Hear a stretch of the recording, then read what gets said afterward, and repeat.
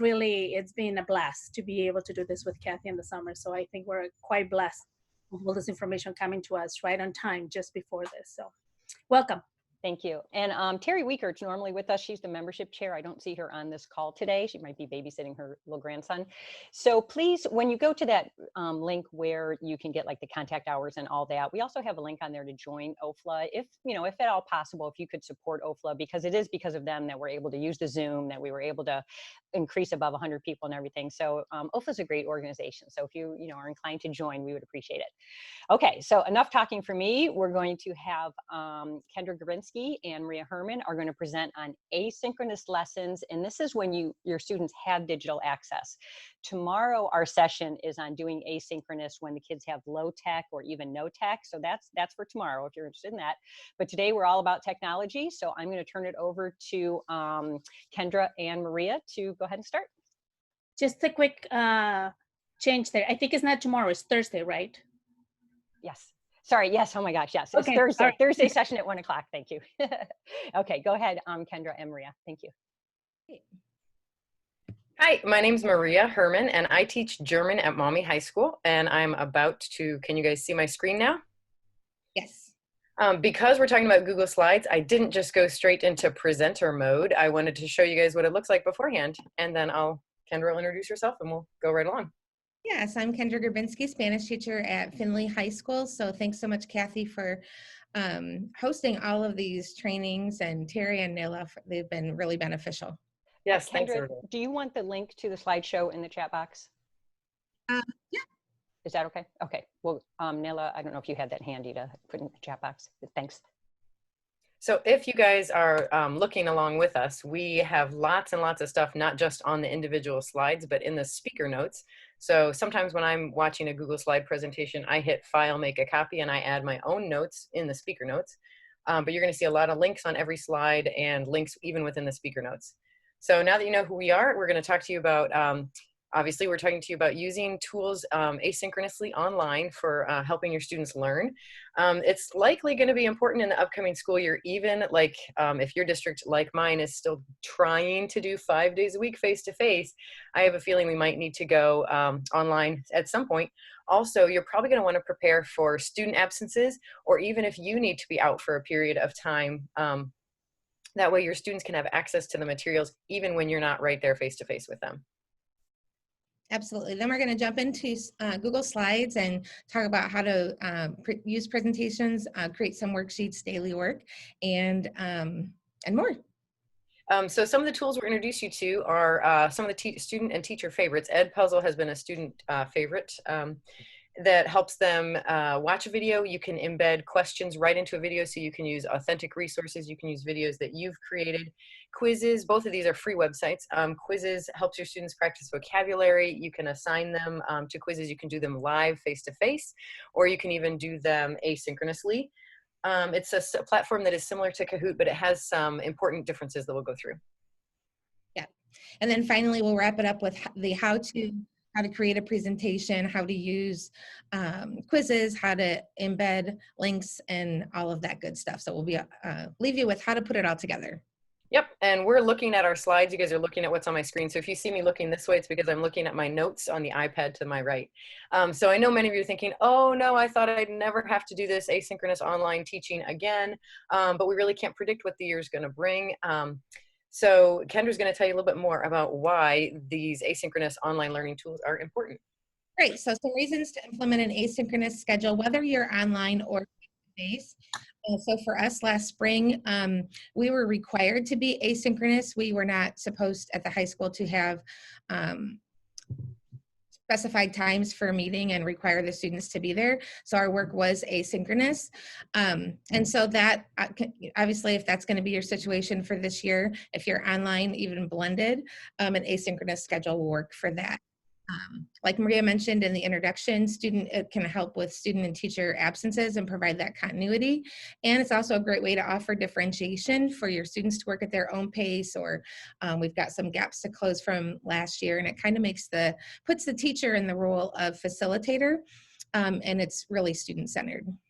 Yep, so you guys might have heard of a flipped classroom, and you might not know what that is all about, but it's where you prepare the lesson for the student to watch maybe at home. So in a traditional face-to-face classroom setting, the technology teacher at our school has done a flipped classroom, and the students can watch the videos kind of at home, and then when they come in, they practice the live skills. Sometimes math teachers like to do this, but there are huge benefits to kind of flipping your classroom, whether you're face-to-face or whether you're doing asynchronous online teaching. So for example, we all teach foreign language, and when my mouth is covered like this, it's really gonna, because we're wearing masks probably in the classroom, it's probably going to impede some student comprehension. So if I have never have the same prep anytime at even first trimester, second trimester, my school's on trimesters, or third trimester, I have 4 different classes every single time. So I'm never preparing the same lesson twice. But I plan to probably utilize this strategy where I make a video where the students can see my face without a mask on, and I do a lot of comprehensible input. They can watch that video either at home, or if we're lucky enough to be sitting in the same classroom together, they can watch it and I can be there to act as like a facilitator, like Kendra mentioned on the previous slide. So yeah, I think for this upcoming year, I'm probably going to do a lot of my comprehensible input in this kind of flipped classroom, using this kind of flipped classroom method. This flipped classroom can also increase your authentic resource use, because while it might be hard for me to get my German across to my students with a mask on, if students have the ability to watch videos online, whether we're watching them together in the classroom or whether we're watching them asynchronously, I think it's going to be beneficial to my students so they can hear a native speaker. Obviously, German is not my first language. Mm-hmm. Absolutely. I wanted to share with everyone one of my weekly syllabus from last spring. And like I said, we were asynchronous, so I provided all of the assignments on Monday and they were due Friday at midnight. And even though I would have some students do everything on Monday and some students do everything on Friday evening, I did break it out day by day and encourage my students to do a little bit every day. So I posted Edpuzzles on Google Classroom, but I could post the link to the Edpuzzle right on this Google Doc. And I provided a Screencastify recorded video, providing some comprehensible input with our vocab unit.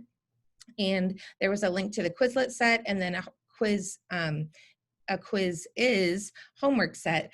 So all of it was right accessible there in the Google Doc weekly for them. You could also include this in your Google Slides. If you do a Google Slides presentation for each week, that could be your first slide. So yep, so Google Slides, if you're familiar with it, or if you're not familiar with it, we're going to help you out with that today. But the students, if you have a Microsoft school, you could use PowerPoint. If you're a Mac school, you could use Keynote, but just you have to remember to have the students save as their own copy or duplicate the PowerPoint presentation, sorry, the Keynote presentation if you're on a Mac, so that way they can make their own edits. So why Google Slides for remote learning? You can present a variety of materials to students, whether they're at home or in the classroom. You can add links. So this is that variety of materials. You can add links to worksheets, links to PDFs, links to videos, links to Edpuzzle. And as Kendra said earlier, where you have a breakdown of every single day. When my son was learning online, he was in 3rd grade this past year, the teachers actually had one slide for every day of the week. So within that slide, like Monday, this is all your work for Monday, and then it had the links to all the resources and activities they needed to do. You can also present notes. A lot of teachers in my building, like social studies teachers, for example, they use this as like a PowerPoint presentation, and it can be easily shared via Google Drive, Google Classroom with students. And if we're remote, you can record something like what we're doing right now via Screencastify or Loom. Also, Kendra, you want to share your cool thing that you learned? Yeah, you can also use Google Meet or Zoom and record your presentation just as if you were recording live in a meeting like we're in right now that's being recorded, and share that with your students. Even if no one's in your meeting. And Zoom, like my school uses it, so Screencastify has a 5-minute recording limit, but Zoom doesn't. Zoom has what, 45 minutes? Something like that. But anyway. Maria, quick questions, real quick. Kendra, for your syllabus, was that just made in a Google slide? That was actually made in a Google Doc. Google Doc, okay. And I included a table. And then Maria, for Screencastify, is that a Chrome browser? Do you need Chrome browser, or can you do that on anything? Do you know? I'm not sure. I know I have it on Chrome. I imagine you could probably do it on another browser, but I have not tried. Sorry. Okay, no problem. Oh, and one last quick question. In Keynote, to do accent marks, can you just do alt codes? If you're using There are keystroke shortcuts, but I only know them for German. So like for umlauts, it's Command U, and then you put the letter. So, right, so there was a question. So you could use the shortcuts. Yeah, yes, you definitely can. Cool, all right, thank you. So other things that you can do that aren't input, so your students could do output. They could create their own presentation with different topics on each slide. I had my students this year make a presentation about their house, and you can create a template for that if you wanted to, and say what they're supposed to do on each slide, and then they just create the slide, and then they have their own presentation. So if they've done this, if they've used Google Slides to create this presentation, they can record themselves in case you're not face-to-face. So a presentation that you might have a student give in front of the class, they can do just like we're doing this one, and they can hand that in as a presentational activity. The other really cool idea that I'm definitely going to do this year, because I have a feeling I might be teaching from a virtual classroom instead of my real classroom, you can make Bitmoji scenes in Google Slide. And your students can either describe them, you can ask questions about what they're seeing, so you can put pictures up for all the vocabulary words that you have, or better yet, you can make an interactive one. And these two links right here give you more information about how to do that. And when I say interactive, I mean, let's say there's a picture of you as a Bitmoji and your whiteboard's behind you, and you have a word on the board like vocab cards, flashcards. They click on that and they're maybe taken to the Quizlet set for that unit, whatever you're on. So you can put a bunch of hyperlinks in a Bitmoji scene. Okay, so here's my example for level 1. So this is novice level. You can see a difference. Look at Kendra's slide. She's wonderful and creative, and she gets very artsy. Look at my slide. It's a little less artsy, but it works. And so if you're a little bit lower tech, or you don't want to spend the time doing some of the extra things, you can deliver a slide presentation to your students that looks like this without feeling intimidated. So for the template that I create for my students in level 1, we're just talking about people and how appearances. So the first slide is here and it's blank. And then the second slide that I put in the template is questions in the target language. What's the person's name? How old is the person? And then on the first slide, my students find a picture of a famous person and they put it up there. And then the second slide, they type in their answers to those questions in the target language. If I wanted them to do a speaking presentation about it, face-to-face, what I usually do is have the students stand in front of their famous person. I freeze my screen, project that person up on the board, and then I ask them these questions, and the student has to state the answers to the questions. So it's less performance, or it's less proficiency and more performance, but it's still a good formative assessment of what they know. And if we're distance learning, clearly you can just do this as like a writing presentation instead of having them do the speaking as well. So I'm going to share an example with some of these activities too. So here's another cool thing that you can do that I learned just recently. You can create a worksheet that the students can edit. And that's why we said back a couple slides ago, if you're using PowerPoint or Keynote to do this kind of a thing with distance learning, make sure that your student knows how to like make a copy of that presentation or save as, so that way they're editing their own copy instead of your copy. So here the assignment says, move the check mark to the box beside any statement that is definitely true. We're in presentation mode. If I click, we're going to advance. So I'm going to take you guys out of presentation mode. And you can see like our editing mode here, so which is what the student would be doing. Rainbows do have many colors. I think that's a true statement. So I'm going to grab this check mark and I'm going to drag it to that box. Teaching foreign language is the best career on the planet, for sure. So I'm going to drag that check mark down here. My son was doing these kinds of activities with like math manipulatives and other kinds of activities for his 3rd grade curriculum, but they work really well if you want comprehension questions for stuff that students have read in the target language. I love learning, also true. Now, wait a minute, let's think here. Distance learning is the best? I'm not so sure. So I'm not going to put a red check mark there, but I want to point out to you guys, if you are looking at this presentation with us, I'm going to show you. You guys see our speaker notes? Hope so. So when you're in presentation mode, you can't do that drag the arrow. I found templates on Teachers Pay Teachers for some of these worksheet activities that are really nice, less than $5, I'm sure. But I had to use a tool, Infinite Cloner kind of a tool, to make the check mark. There's a video right down here. So when you guys get this presentation, you can just click the link that is even here in the speaker notes. So back to showing you my full screen. Okay, examples from my students. When you guys click on these links later, you won't see my students' examples, but they were used with permission. So this is the slideshow that one of my students in level 2 created. It's about her house. And she just went through her house and she took pictures of the rooms in her house. So that's what her house looks like. And then when she went to do the speaking part of the presentation, this is what it ended up looking like. She went a little lower tech. She did not use Screencastify. You could tell she has her cell phone in front of her and she's holding her Chromebook so that I can see the presentation.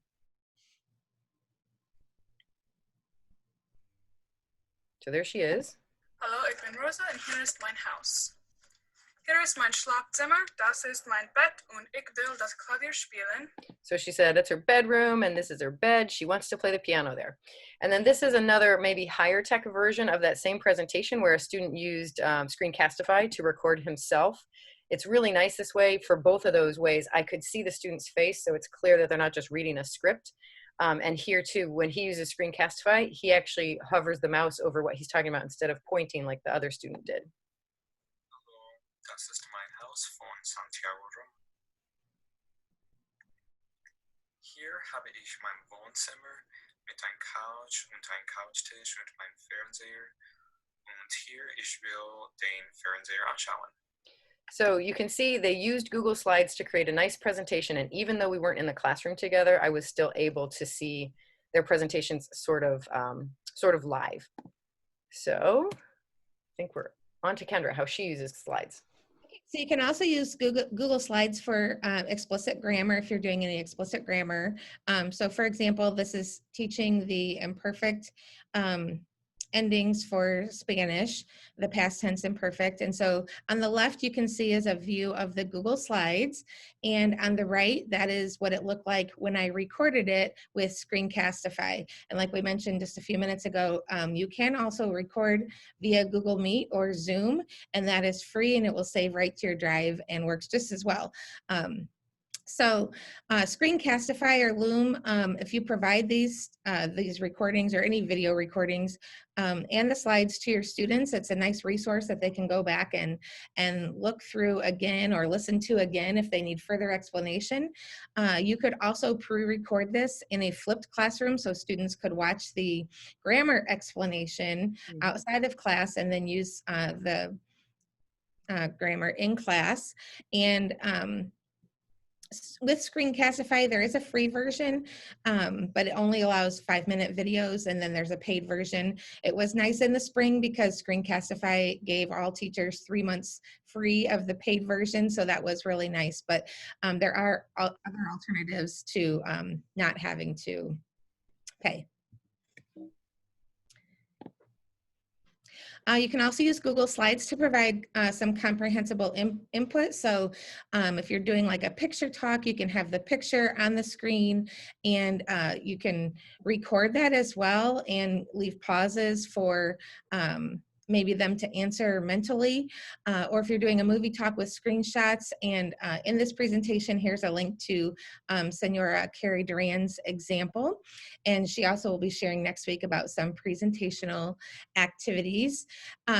Also, if you record like a picture talk or a movie talk and you want to embed some questions, you can do that right on the Google Slides. You can have the questions right there, or you can use Edpuzzle and the students will answer some comprehension check questions right on Edpuzzle. So that's some ways to use Google Slides.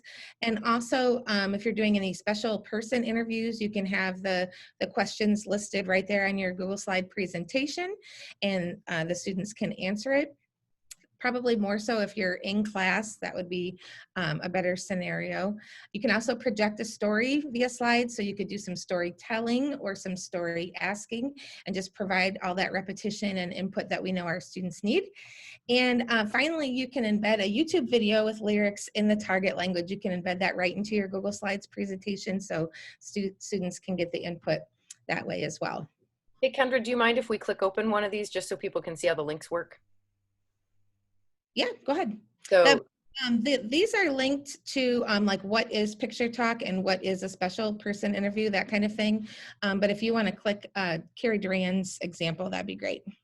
So this is how she used slides to get some comprehensible input to her students when she was live and in person.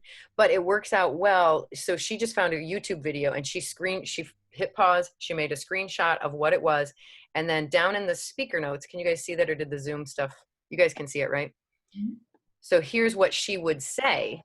But you could also make this a reading activity where the students have to read what's down here in the speaker notes, depending on how you wanted to utilize that Google Slides. You could use it as you're saying those words and those are the notes to yourself, or you could use it as the students have to read the captions that you've created for each one of those slides. So Maria, can you do, like in PowerPoint, you can do a voiceover narration. Can you do that in Google Slides? well, that's where we're talking about, you have to kind of use the Zoom or the Okay. to do like a screencast of what you're doing. Is that what you're asking? Yeah, is that what they would, okay, so that was how Okay, they would do it. you can embed audio. Yes. Okay. Yeah, so you can put like little MP3 files on various slides in Keynote and in PowerPoint. And you can do that too in Google Slides, right? But if you want to do a cast of what you're doing, like what we're doing right now, where you can see me and you can see the slide in front of me, then that's better for like Screencastify or Zoom or Loom or Google Meet. All right, this is a Google Slide. Another way to use Google Slides is for the daily overview. And in class, when we're live in person, this is projected when the students walk in so they can see the daily learning target, they can see the date in the target language, they can see what materials they need for that day, what the plan is for class, and maybe what the homework is.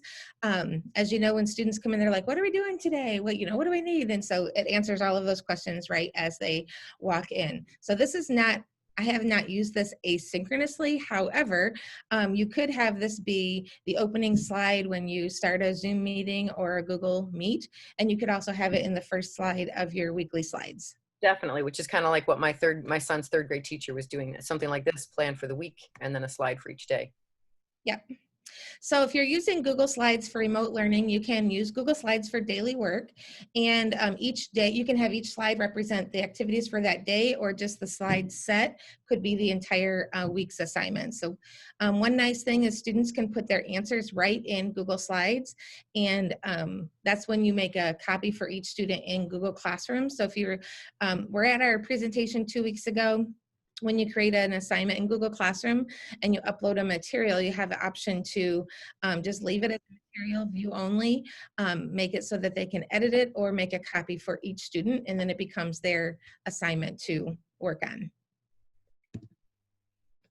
I used Google Slides to teach a comprehensible reader asynchronously. So this is an example of a slide that I use with Pobre Ana. A lot of us are familiar with her. This is from the Pobre Ana Bailó Tango. And students can write their answers right on the slides.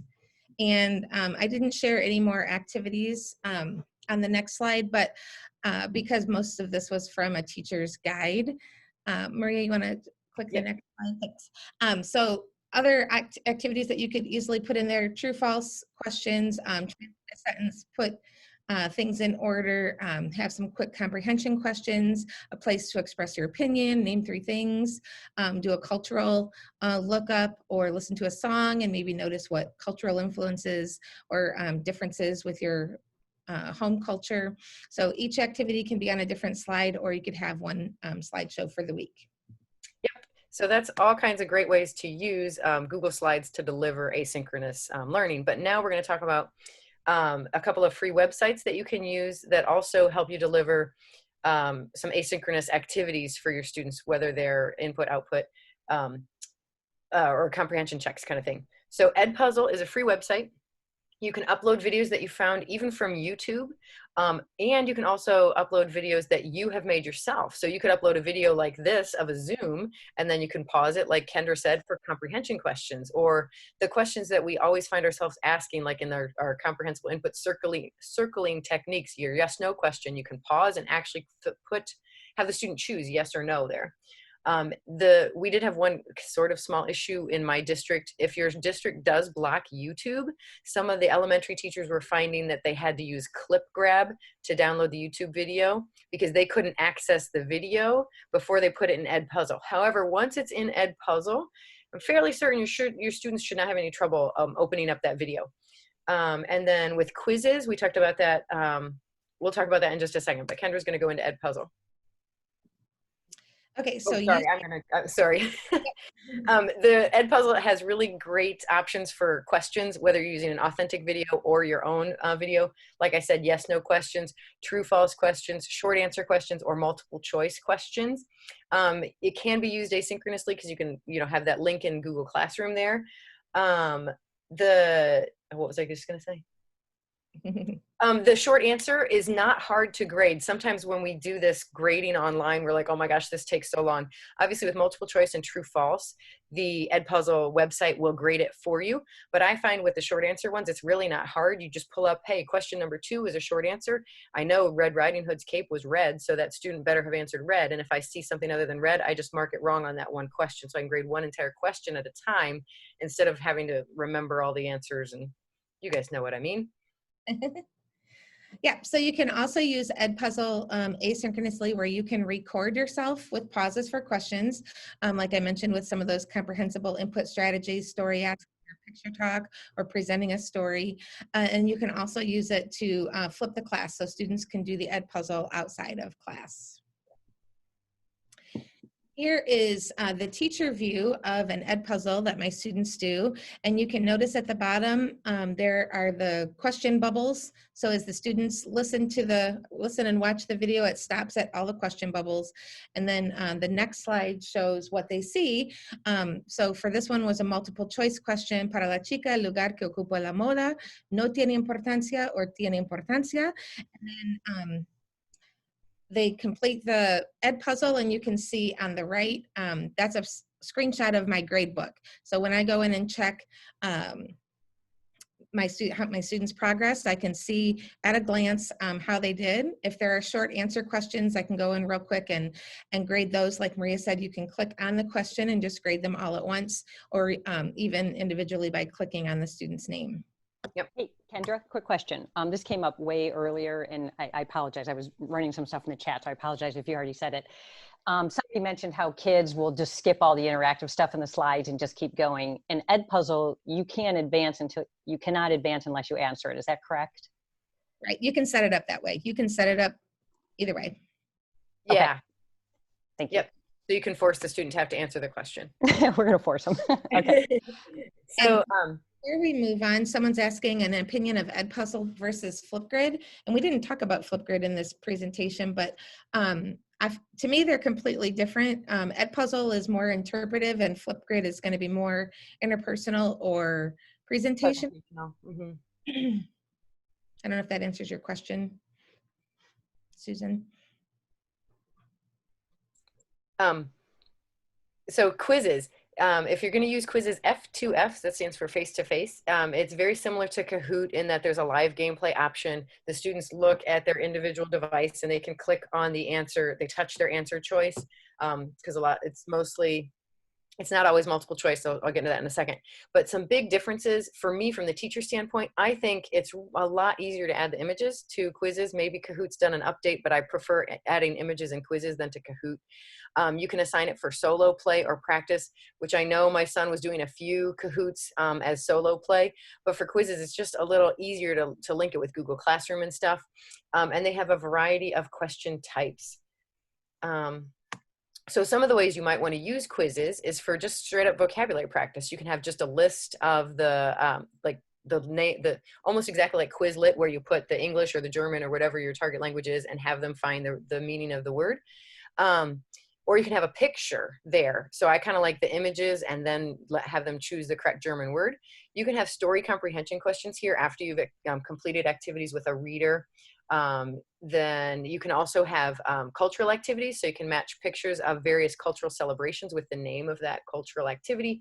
You could use works of art with artists, traditional food, historical figures, you name it. You can come up with all kinds of stuff from the cultural standpoint. And of course, you can always do grammar focus. So like, what's the right verb ending? What's the right adjective ending? All those kinds of things here. So your creativity is the limit. but it's not even, because you can actually search other people's quizzes and find ones that are already made for your target language or even your thematic unit of vocabulary words.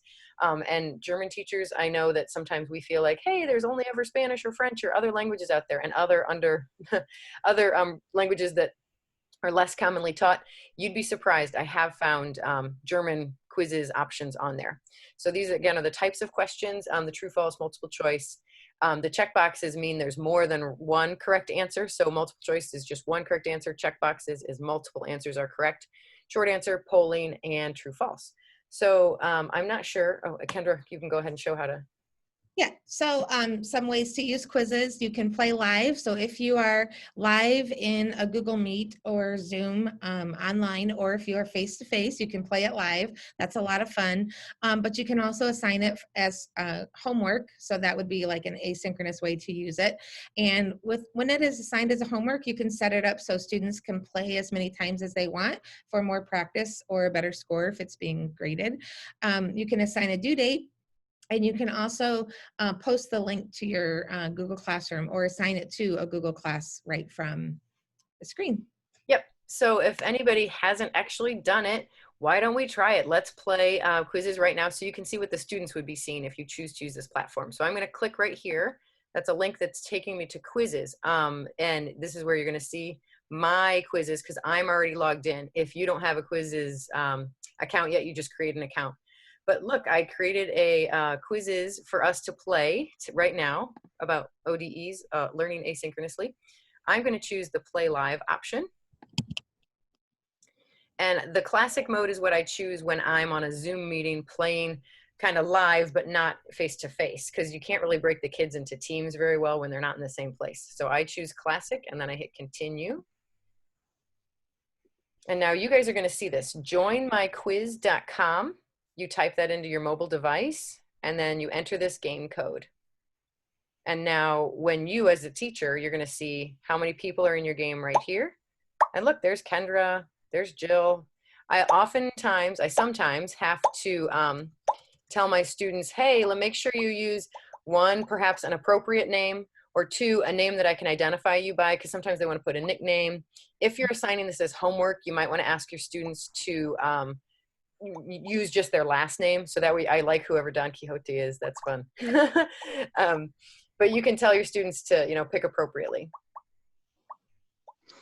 So I'm just going to give everybody one more minute or so to log in here before we get started. I want to point out, pay attention to the different question styles. I did 5 questions and I tried to do one of every different question style. So you're going to be asked like, is this your first time at an ODE event? That's a poll question. And I'll show you how to go through the results right at the end. And then there's a multiple choice. There's a fill in the blank. You might need to know what languages Kendra and I teach to ace this quiz. I'm going to have maybe one more person join.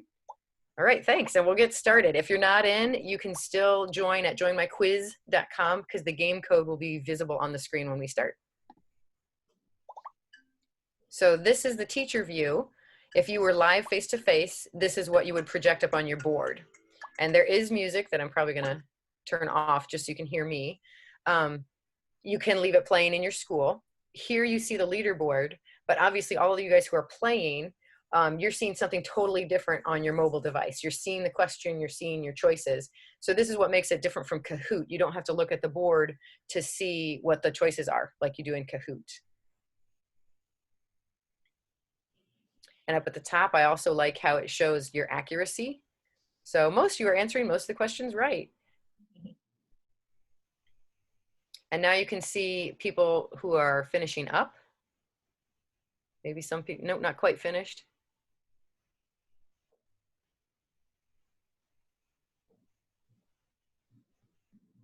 And then on this, I also have an option as the teacher. Instead of looking at the leaderboard, I can also look at the questions here. So I can see how people are doing at the questions. So here's the poll question. I can end the game anytime I want. I'm going to let you guys keep playing, but if you're done, go ahead and look at my screen again instead of your device. You can see how many people answered the question. You can see how long it took them to answer, and you can see what the question is. Since there's no correct answers, nobody missed that one. the language I teach, I put in here, this is a new feature of quizzes. I don't know if anybody clicked on the sound file. I forgot to mention that you can put a sound file in here. I just put my voice in there. It's a 10-second limit. Oh, look, most people knew what day it was. That's great. I probably would have messed that one up. And then what language does Kendra teach? And then here's the fill in the blank for what language does Maria teach, where you had to type things in. So I'm going to go ahead and end the game right now, and then you can see the results. Yes, I'm sure I went to end the game. And of course, if we were live and in person, we'd have candy for the winners. Yes, candy, stickers, whatever. But after it shows you who wins, you can see the questions and the accuracy. So I just made it so that you could see that it does mark them wrong on occasion. And then you can go back through every single question and say, hey, look, that's the German flag, or hey, look, this is Spanish, or whatever you want to review. It's very nice formative assessment when you're face-to-face, and even when you're doing asynchronous learning, because you can see, oh, everybody missed that one question. Maybe I need to review that. Yeah. So anyway, that's quizzes. I hope you guys had fun playing quizzes. Yeah, it was so fun. All right, Maria or Kendra, quick question. In quizzes, if there's a quiz that's already made, can you edit it? Yes. Yes. And the same as Edpuzzle, right? Yes. Yes. Okay, thanks. Okay.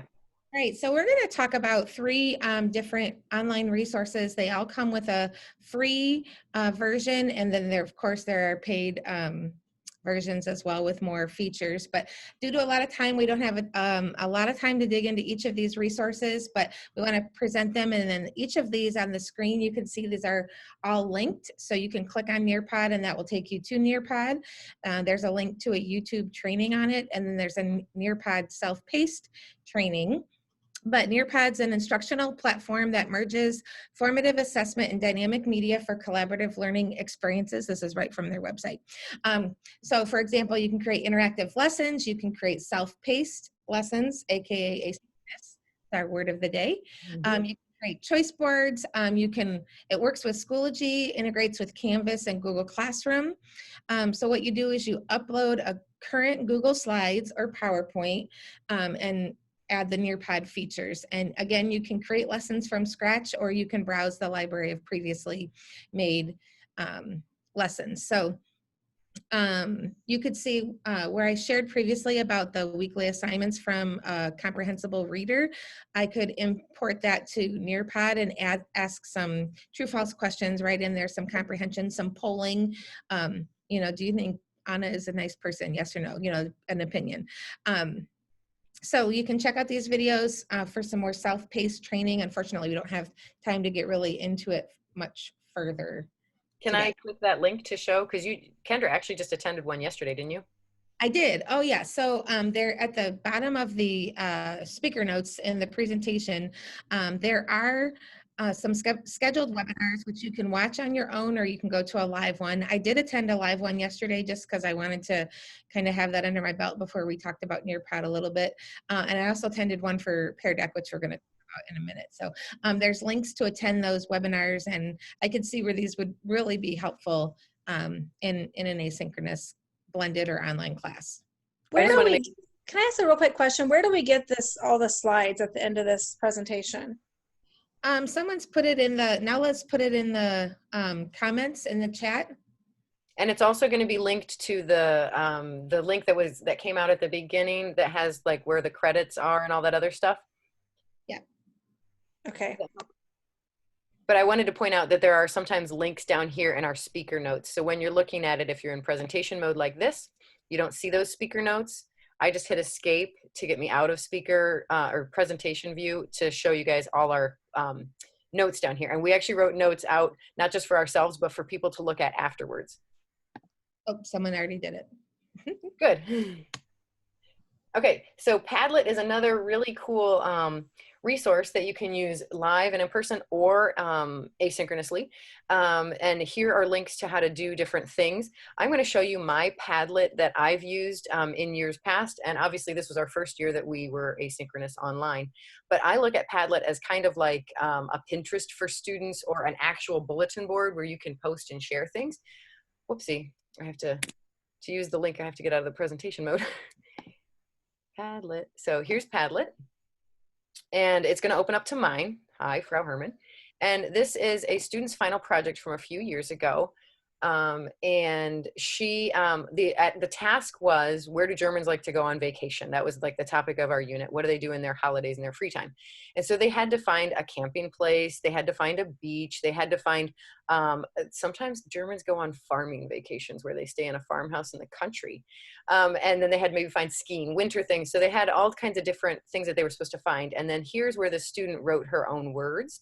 And then on the day of the presentation, it was really cool because other students could click on these links and go to the websites that my student found. So this is more a presentational type of activity, but you can also use it as an interpersonal sort of interaction type of thing. Drachenfliegen means hang gliding. And so I put a video up of this woman who's like a world champion hang glider in Germany, and she's interviewed and she talks about what she does with hang gliding. So the task for students was to say something about the video, things that she has done, and then we were learning some subjunctive, I would do this, and then they also put their own links up here. So this got interactive and it got a little crazy because we were all working on the same kind of digital bulletin board. But that's what Padlet can do, and that's pretty fun too. Yeah, and I've got some examples in the speaker notes as well from my class where they were responding to a question and then responding to each other. So it was became a little bit of an interpersonal activity. Yeah, and I like using this rather than just using Google Classroom for that interpersonal stuff. So we've got some nice examples down there. And obviously when you guys go to click on those links, that's why I wanted to make sure I clicked on them now. You won't be able to see those same examples because they were under my name or her name, but that's why I wanted to show you some of the ways you can use Padlet. Yeah, you will be able to see the one example with my name on it because it's actually a view link. So, oh, good, perfect. And you can also use Padlet for creating timelines, having students do a book review. It can be a discussion board. Students can use it and make their own presentation for class. It can be an inspiration board, like she mentioned. It could be like Pinterest, and it can also be like a KWL board. Very nice. Kendra, question, we saw you could upload videos. Is there an audio record feature, or would you have to make a sound file to upload? Do you know? I feel like there is, but don't quote me on that in this moment. and from my perspective, the videos I think are mostly videos that you either find online or have already been created. So I don't know if you can upload just an MP3. Is that what you're? It looks like, well, actually, it looks like Arete said you can record right on Padlet. Oh yeah. Cool. I think that's probably, it's been a long time since I did that. and talk about what's free versus how many you can do and all that. Can you talk about that, Maria? I think Padlet, everything I've done has been free. You can do, I think it is now that you can do 10. That could Unless be. they've changed it for the COVID thing, but it used to be that you could do 10 for free. So you could never have more than 10 at once. So if you wanted to make an 11th one, you had to get rid of. Oh yeah, you have to maybe delete your other ones. Yes, so yeah, so you can never have more than 10. But someone's putting info about their paid accounts. Yeah, that's just the free. Thank you. Okay, so and then here's just the generic Padlet features. So for school, for business, and we have that link right here on the features and the Padlet tour. Yeah. Okay, so Pear Deck. Yeah, and the last thing we wanted to talk about today was Pear Deck, and I've seen a few comments already in the chat about using Pear Deck with your Google Slides, so it sounds like there's a handful of people that are already doing that. So this is very similar to Nearpod. Again, you can create engaging and instructional content right from Google Slides. It's a Google Slide add-on, and you can use it quickly for formative assessments, interactive questions where the answers pop right on your projected screen. You can use it asynchronously, student-led, or you can use it live. So again, there's some links with some information on how to use that. And in the speaker notes is also a link to attend one of their webinars. Yep, right down here. Yep. Okay, so now that you know like why maybe you'd want to use some of these features and what they can do for you, we're going to try to give you a quick how-to, just a quick tech crunch, but we know you guys can look this stuff up too, so we wanted to spend more time on how it works educationally speaking. Yeah. So when you go to create a new presentation, this is just a screenshot of my Google Slides. Right here, that we call this sometimes the waffle, the 3x3 grid. When you click on that, you can choose Google Slides and then click New Presentation. Here you can see my recently ones opened. That was our 2 weeks ago presentation. And then, so some things you're going to want to click on a new presentation, and then you can choose a theme. Kendra found a template for this. So this is a nice template option that you can do when you want to insert a new slide. So we were going to do this a little bit live here. So when you've got your presentation open, you can go insert new slide.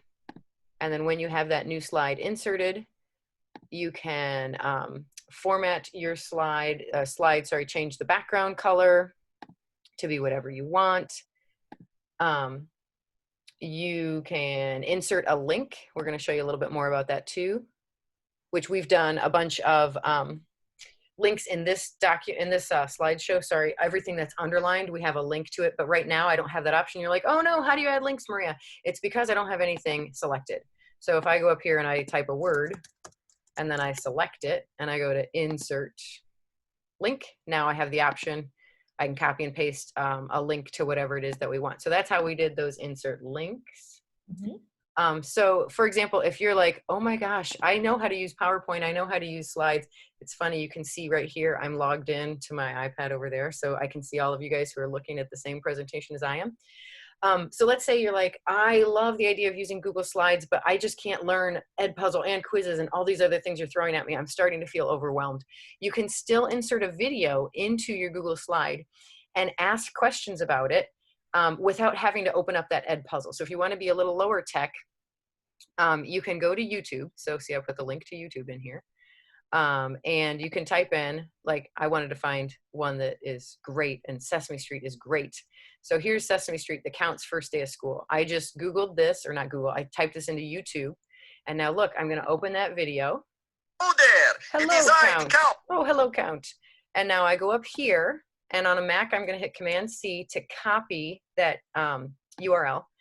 And now when if this is the slide that I create for my students, I can put the link here on the word video. I can put the link on YouTube. So if I'm going to say, watch the following video, maybe I'll select that word video, and then I insert a link to that YouTube video, and I'm going to paste it. So Command V, or you can go to Edit Paste, and I hit Apply. And now when my students look at this, or when you guys look at this, you can click here and you're like, oh yeah, that's the Count's first day of school. And then you can make your questions about it. How did he feel? What color was his shirt? How old do you think the student is? Any of your questions that you want to do, you know, cultural questions. You can even do a video that's all in English if you are looking for cultural stuff too. So that's how to add a YouTube link. Maria, quick question. Sure. It's a quizzes question. Does it have the option to add speaking with the index cards? What, speaking with index cards? Where the students would speak? I'm not sure. So when we did the quizzes, let me go back to that one. Okay. One of the questions in the quizzes, hang on, I'm going to try to log into my quizzes here, was me speaking. So I did that right within the quizzes website. Is that the question maybe? How do you add that sound?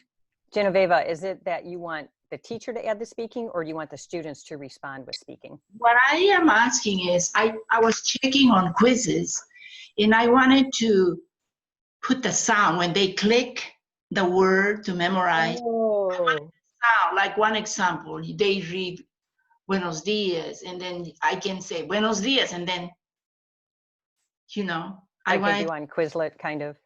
like a Quizlet, because Quizlet for sound I have to pay. But I'm wondering if quizzes is free, if I can add a sound. It is. It's free for you to record your sound. Yep. So what I did here on this, like if I wanted to edit this, I'm going to add a question. I'll show you how you can add the sound. It really wasn't hard. It's kind of a new feature. So I'm just going to, this is the quiz that we had. I'm going to add a new question, and I can do checkbox, whatever I want to do. And up here where it says media, add image or audio. So I'm going to click media, and there's the audio. So you just click here. So you could have an image of something and then the audio would play. I'm not sure. I don't think it has to, the student has to click on it, but it's not like quizzes where it just says the word. It's whatever sound you put on there. So you could make the image be a text, or you can make your question be the text and then you say the word. Is that what you're looking to do, kind of? I think. I'm gonna try again. I'm gonna try again to add that sound. Okay, but I think it can work. Thank you. Yeah. Okay, so we are on slide 35, right? Yeah, Liz mentioned about Pear Deck, that if your district owns, or if your district has a subscription, I think it's good for the whole district or for your whole building. So to me, that's really beneficial if your school will pay for that, and then you can import the Pear Deck or the Google Slides right into Pear Deck and vice versa. Okay, so how to with Google Slides. So to share to your classroom, you can share Google Slides as view only as a material, or you can upload it to an assignment, and you have the option to make a copy for each student so they can write right on their own. And then you can also share a link. And when you share a link, you'll see there are options to keep the link restricted to your own network or district or anyone with the link. And I have a link to this presentation right in the comments there. In the notes here, you want me to show that? Yep. And so I also shared how you can make your link that you're sharing with people automatically make a copy, and that way it doesn't accidentally become an editing issue. And Maria's going to play that. Screencastify. Here's the screencast.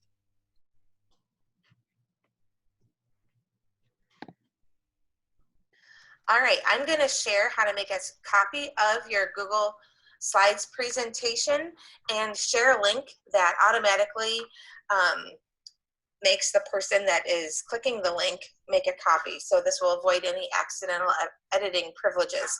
So I'm just going to go to the share button up here.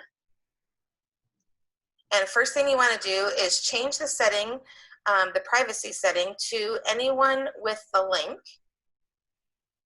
Got it. And then copy the link. And I'm going to go back to my slides here, and I'm going to paste the link right here. And I'm going to delete where it says sharing all the way through edit and change that to copy. Now when I do that and I copy this link and paste it in my browser, what you'll see is it automatically prompts the user to make a copy of the Google Slides. You can also do this with Google Sheets, Google Docs, etc. So any of those Google tools, if you want to have your students or a coworker, etc., make a copy of something that you're sharing with them, that's an easy way to do it. Aren't you guys impressed with Kendra's Screencastify within the Google Slides? So my own voice. Do you guys hate hearing your own voice? So down here is where you can access that, and you can see the Google, the link to this very presentation. If you want a copy of it, if you're in it right now, you don't have to even click File, Make a Copy. You just click here and you've got a copy of it, which I think is great because we have some coworkers in my district, or even that forget to do that. And then they end up editing your original copy if you have forgotten to make them just a view only. But it's perfect for students when you do that worksheet kind of a scenario, because then they have to make the copy. Yep. So using Edpuzzle, when you go to edpuzzle.com, you can sign up either with an email address or with Google. Some of the benefits of signing in with Google is then you can sync your assignments with Google Classroom if you use that. And then you can even grade import, which I love grade importing, anything that makes my life easier. But you can create an account if you don't have a Google account, just with an email and a password, and you can also create classes right in Edpuzzle.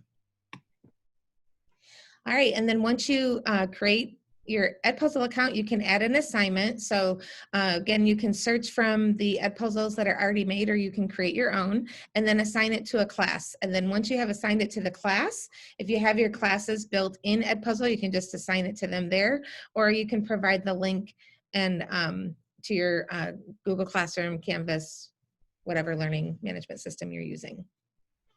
And it's kind of the same with quizzes. If you're gonna use quizzes, you obviously have to create an account first. Like Kendra said, if you sign up with Google, it's really easy.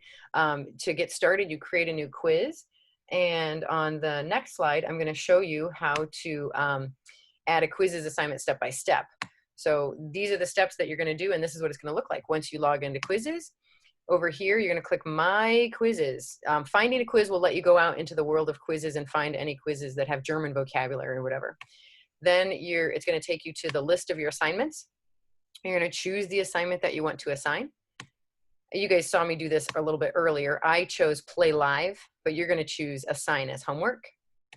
if you're connected to Google Classroom, on this next image, you're going to see that you can just choose the class that you want to assign it to, and it'll post it there for you automatically. If not, you can click continue, which is right up here.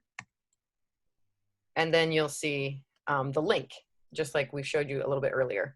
Now, the next thing I want to show you is like, hey, that was really cool. You have a bazillion pictures on that one slide. How did you make them come up like that? So another trick to using Google Slides, another feature, is to add animations. So I got to take you back to this view, because when you look at this slide that I just showed you, it's like picture on top of picture on top of picture. But when we were in presentation mode, the pictures popped up one at a time. So I'm going to show you how to do that. That's called an animation. So right down here, I put notes for myself, because when you're nervous, you might forget the steps. But they're also for you guys if you want to go back and try this for yourself. So insert, oh, I can't click animation. You know why? Because I have to select the object. So I'm going to try to make this one pop up first, this one pop up second, this one pop up third. So I click the object, I hit insert animation, and then I'm going to get a bunch of options over here. The first one it chose is fade in. That's good enough for me, but you can make it fly in from the left if you want on the click, and I'm going to make it fly really fast. So now that if I want to make it disappear, like I did on the previous slide, I have to make it maybe disappear if I want to make that disappearing option. So then I'm going to add another animation with this guy. I'm going to make him maybe fly in from the right, and then I'm not going to make him disappear. He gets to stay there. And then I'm going to choose option number 3, and I'm going to make it just appear. Instead of fade in, I'm going to select appear right here on the click. And those are my animations. Now to test it out, you can hit play right here. And it's going to bring up your slide and show you all your animations. So when I click, oh, there's the first one. I click again. Oh, he's gone now. And now this one's going to fly in from the right. And then the third one's going to appear.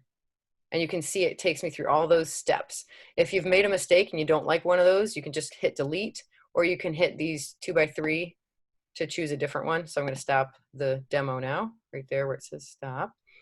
And then I can choose over there. My computer's lagging for some reason. So that's how you do those animations. I just wanted to show you a few cool things that you can do. And all right, so this slide here just has some links to a YouTube training provided by Northwest Ohio Educational Technology for Google Slides, and then there are links to Screencastify and Loom as far as recording your Google Slides. So thanks for coming, everybody. Kendra and I are providing our email addresses if you have any questions about this kind of stuff or things that you thought of. Are there any questions in the Zoom chat? Yeah. I'm still unsure, like, where you get the presentation. Like, is it in the original email when we joined? Like, I can get your whole presentation?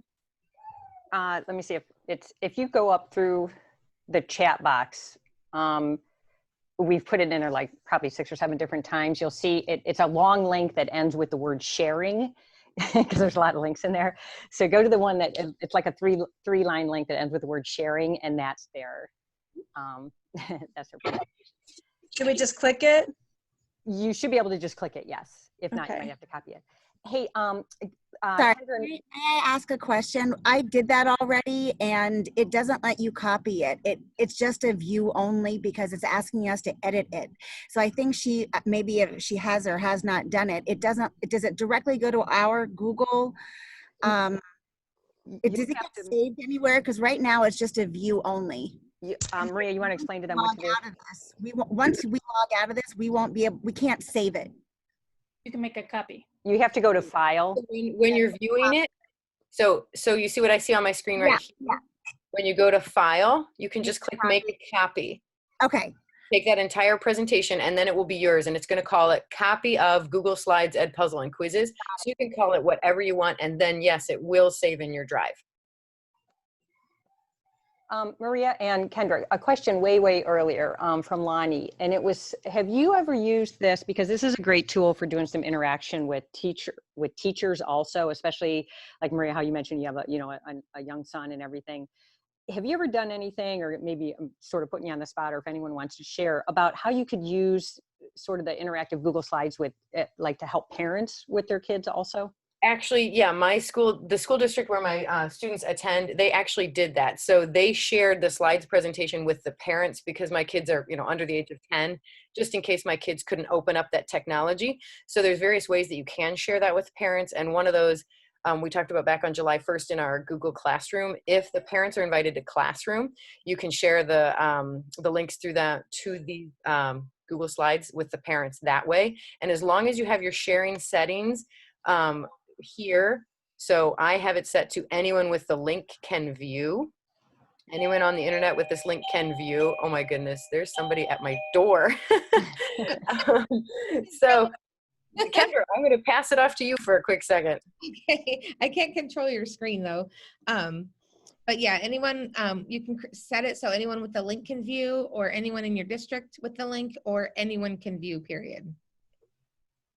Okay, I don't see any other questions. I think we've caught all of them. Oh shoot, and it looks like Lonnie left already, and here we finally got to the question. It looks like that's everything. This was an amazing, the one question is Nearpod and Pear Deck, they're pretty similar, right, Kendra? Pretty similar, yes. Perfect, good. I haven't worked with them enough to create the differences, but I'm attending their webinars. Yeah, I started going to some Nearpod ones too. Great, I'm looking through. Let's see, we're putting all the links in there. I don't see, oh, yes, if I add this to my Google Drive, yes, so you have to, Jenny, make sure you go to File, what was it, save a copy or make a copy? It's right up here, So File, make a copy, and then entire presentation. And then there you go, Jenny, yeah, and so that will save then to your file. All right, I'm still looking forward to do asynchronous speaking activities. Yeah. And I think that's where Padlet comes in too, the interpersonal. Yeah, I know next week we're doing, I think it's next week, that one of the days is interpretive and literacy and stuff aligned to the standards. And then I think the other day is a presentational interpersonal with that too. So yeah, Flipgrid, etc. And my colleague, let me just put in a plug for her, where we had her work back here, the one with the movie talk. We have her work shared, Carrie Duran. She's going to present on that kind of stuff on Thursday, right, Kathy? Yes, Carrie and Beth Henman from Westerville. Oh, and I see someone put that they're finally getting their certificates. Okay, good. So certificates are finally going out. Yeah, we have one person doing them and she has like thousands to do. So thank you for your patience on that. Okay, I don't think I see any other questions in here. If not, I'm going to stop my share. Yeah, that was a fantastic, it says I'm allowed to copy the presentation. Jackie, did you go to File and save a copy? Do you want me to show it again? Yeah, show it again, Maria. It looks like Jackie's saying she's having trouble copying it. Okay, so when you're looking at the presentation, so you can maybe see this and it says like view only or something somewhere over here. Just go to File, make a copy, and entire presentation.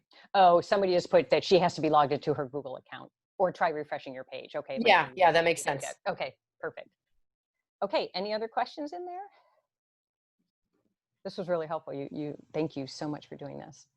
Oh, no problem. Thanks for having us. And thanks. Thank you. I don't know if you're looking at the chat box. Let me put in a plug for all the stuff Kathy has already done. If you haven't been to some of the ones, one of my favorites was preparing for the unexpected, or what was it? Planning for the planning for uncertainty. Yeah. Yeah. That was I think we're all doing that one. Perfect. Okay, I am going to go ahead and, oh, if you're still on here, I know a lot of people left already, but if you want to save the chat, I will save it and post it where we post everything else. But if you click on the 3 dots next to where you post a chat, you can save it. And then I am going to stop recording actually, because I think we're done.